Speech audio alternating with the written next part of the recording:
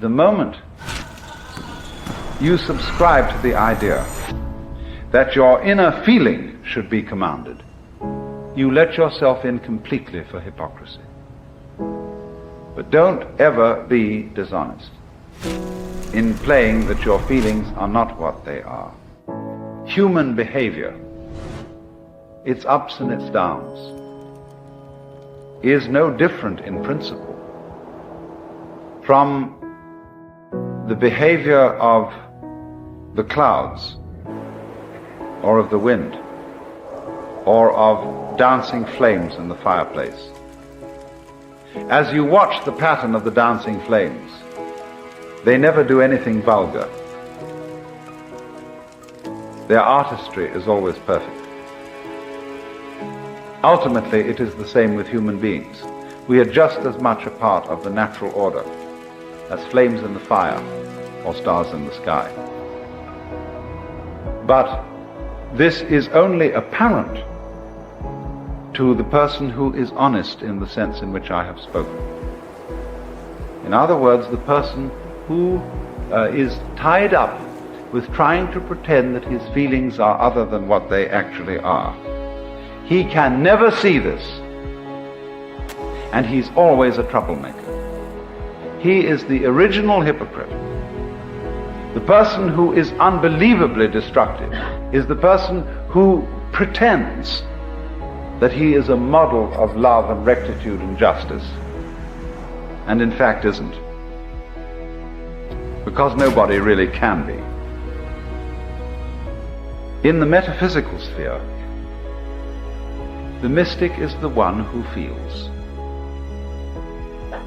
that everything that happens is in some way harmonious, is in some way right, is in some way an integral part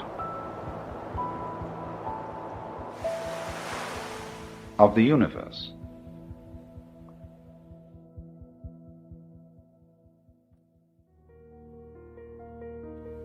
Now, when we transplant or translate that into the moral sphere, the sphere of human conduct, the equivalent is this: there are no wrong feelings. There may be wrong actions in the sense of actions contrary to the rules of human communication.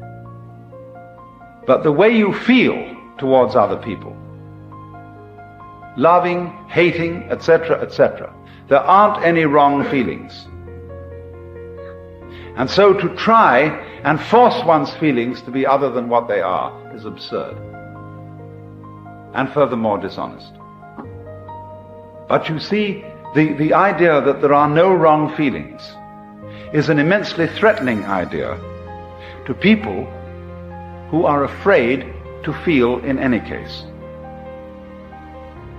And this is one of the peculiar problems of our culture, that we are terrified of our feelings because they take off on their own, and we think that if we give them any scope and if we don't immediately beat them down, they will lead us into all kinds of chaotic and destructive action. It's so funny that we in our Western culture today say that kind of thing. We who do more chaotic and reckless kind of action than anybody ever did. But if, for a change, we would allow our feelings and look upon their comings and goings as something as beautiful and as natural and necessary as changes in the weather, the going of night and day, and of the four seasons, we would be at peace with ourselves. Because what is problematic for Western man is not so much his struggles with other people and their needs and their problems as his struggle with his own feelings, with what he will allow himself to feel and what he won't allow himself to feel. He's ashamed to feel really profoundly sad, so much so that he could cry. It is not manly to cry. He is ashamed to loathe somebody, because you are not supposed to hate people. He's ashamed to be so overcome with the beauty of something that he goes out of his mind with this beauty.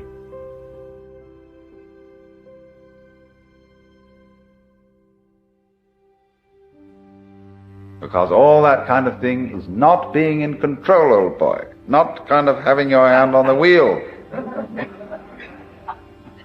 But it is because, you see, we don't go with that we are not in control. That we try to pretend that our inner life is different. So I think this is the most releasing thing that anybody can possibly understand. That your inner feeling is never wrong. That's to say, what you feel, it's never wrong that you feel that way. It may not be a right guide to what you should do. In other words, if you feel that you hate someone intensely, it isn't necessarily the right way of dealing with that feeling to go out and cut his throat. But it is right that you should have the feeling of hating, or of being sad, or of what? Frightened, terrified, whatever it is. For you see, when a person comes to himself, he comes to be one with his own feeling. And that is the only way of being in a position to control it. It is in exactly this way that the sailor always keeps the wind in his sails. Whether he wants to sail with the wind or whether he wants to sail against the wind, he always uses the wind. He never denies the wind. Well, and it's exactly that same sense that a person has to keep going with his own feeling. Whether he wants to act as the feeling obviously suggests or act in a different way, he has to keep the feeling with him, because that's his own essential self. But when he attempts simply to sail against the wind, he's lost himself. He's become just a kind of empty mask which hasn't got any real life behind it. And all its protestations of love and goodwill are hollow. So, to sum up, what the mystic primarily feels is the divinity, the glory of whatever is. And when we apply that to the moral sphere, what is what one feels genuinely. And this must always be admitted, always allowed. It doesn't mean that we always are therefore compelled to act upon the basis of what we feel. But the expression, the recognition, the acceptance of what is honestly felt is the moral equivalent of the vision that whatever exists is a manifestation of the divine.